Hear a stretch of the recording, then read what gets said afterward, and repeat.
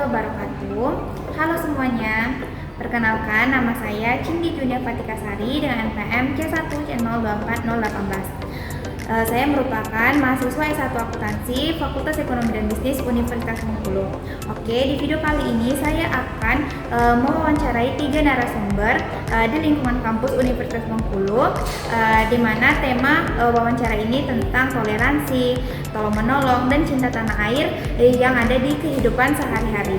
Nah, kita langsung aja simak video kali ini.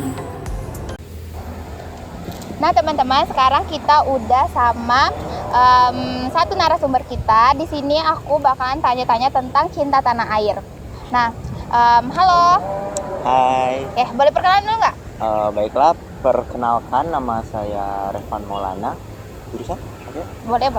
Saya berasal dari Prodi D3 Akuntansi, jurusan Gelas Akuntansi dan mahasiswa angkatan 2024. Oke. Di sini aku izin nanya sama kamu ya tentang temanya cinta tanah air. Boleh? Boleh. Oke. Jadi menurut kamu tuh cinta tanah air itu harus ditunjukin lewat hal besar atau bisa ditunjukin dari hal-hal kecil aja? Itu tuh kayak apa? Misalnya hal-hal kecil seperti itu. Menurut saya ya, sebagai warga negara Indonesia, untuk kita menunjukkan rasa cinta tanah air itu tidak perlu hal-hal yang besar gitu. Kita cukup hal-hal yang kecil aja yang paling mendekati dengan keadaan sehari-hari kita, seperti memakai produk lokal, ikuti apapun itu kegiatan nasional dari Indonesia itu sendiri kan, atau mungkin bisa kita mendukung timnas. Itu termasuk cinta tanah air. Oh iya. Oke. Kita lanjut ya pertanyaan kedua. Baik. Nih, kamu sendiri tuh biasanya nunjukin rasa cinta tanah air tuh lewat dari hal apa aja sih? Kalau saya sebagai warga negara Indonesia lagi, Ya. saya lebih suka kalau menunjukkan itu lebih memakai batik di acara-acara formal, mengikuti kegiatan-kegiatan seperti lomba Agustus, upacara bendera atau lain sebagainya. Oh, berarti kamu nunjukin halnya kayak gitu. Iya, Ya. yang kecil-kecil aja dulu. Oke. Nih pertanyaan terakhir, menurut kamu tuh anak muda zaman sekarang tuh masih peduli nggak sama cinta tanah air ini? Banyak yang peduli dan masih banyak yang peduli, walaupun caranya itu beda-beda. Seperti yang tadi saya bilang, ada yang mungkin cuman dukung timnas saja, memakai produk lokal, atau mungkin ada yang mendukung dan memakai produk lokal, kedua-duanya. Jadi kayak cara mereka tuh unik dan berbeda-beda gitu. Oh, jadi punya cara masing-masing. Iya, cara Oke. masing-masing ya, betul sekali. Nah, itu tadi teman-teman hasil wawancara atau diskusi kita sama salah satu narasumber kita. Terima kasih. Sama-sama. Baik teman-teman, sekarang aku udah bersama narasumber kedua kita. Di sini aku bakalan tanya-tanya tentang temanya tolong menolong. Nah, kita langsung aja tanya-tanya sama Aswin. Halo Aswin. Halo juga. Nah, boleh dong perkenalan dulu di kameranya. Baiklah, saya Aswin Prasetyo dari D3 Akuntansi Universitas Bengkulu. Oke. Di sini aku izin ya bertanya sama kamu tentang tolong menolong. Ya, boleh. Oke.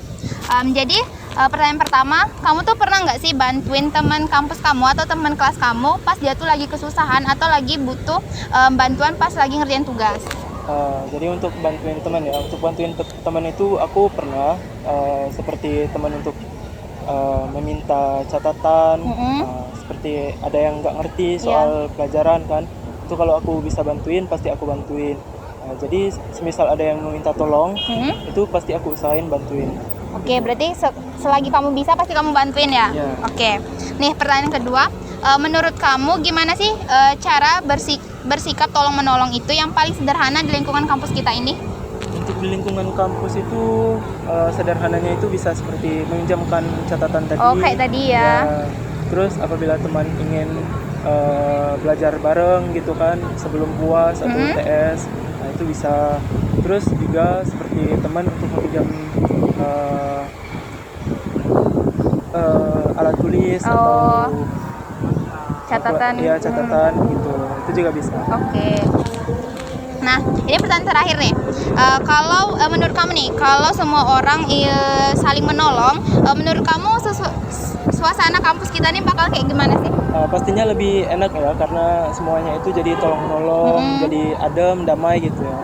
Terus juga dengan saling tolong menolong itu nggak ada orang-orang yang circle-circlean lah bahasanya gitu kan.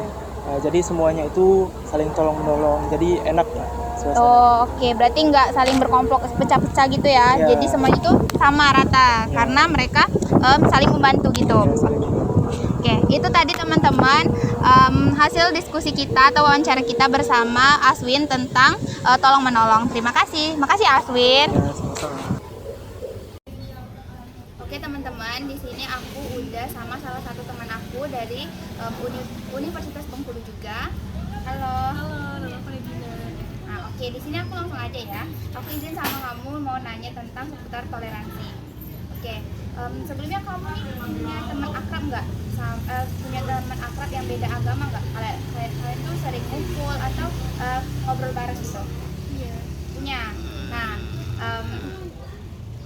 kalau misalnya nih kalian lagi ngumpul atau lagi nongkrong kan, nah kalau ada teman kamu yang mau ibadah nih atau kayak sholat atau dia tuh lagi puasa, gimana sih kamu tuh menyikapi dia? Kalau dia mau sholat sih nggak apa-apa, aku bakal ngasih waktu karena ya kan dia mau beribadah. Terus kalau misalnya dia puasa kita yang menghargai. Ya, Tentunya nggak minum depan dia gitu misalnya. oke, gitu ya. Nah, menurut kamu sendiri bentuk toleransi itu cukup dari kayak kita ngasih waktu mereka buat ibadah aja atau ada hal-hal kecil lainnya nggak? Kayaknya selain kita menghargai dia pas dia ibadah, kita bisa saling ngucapin ya. Kalau misalnya kayak Idul Fitri itu kita ngucapin selamat hari raya. Terus kalau misalnya dia puasa kita hargai juga, kayak kita nggak ngajak nongkrong, nggak makan depan dia gitu. Oke, itu tadi adalah wawancara tentang seputar toleransi sama temen aku. Nah, terima kasih. Nah, itu tadi hasil wawancara kita dari ketiga narasumber. Nah, semoga hasil wawancara ini dan video kali ini bisa bermanfaat untuk kita semua. Terima kasih.